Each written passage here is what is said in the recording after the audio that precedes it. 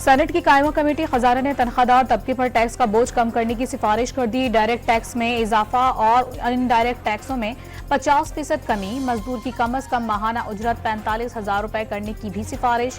Senate ने 128 सिफारिशात कौमी assembly को भेज दी।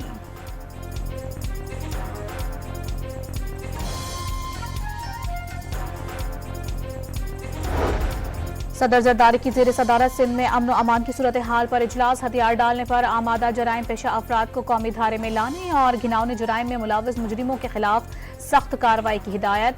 कच्चे में समाजी इक्तिसादी हालत बेहतर बनाने की जरूरत पर भी जोर।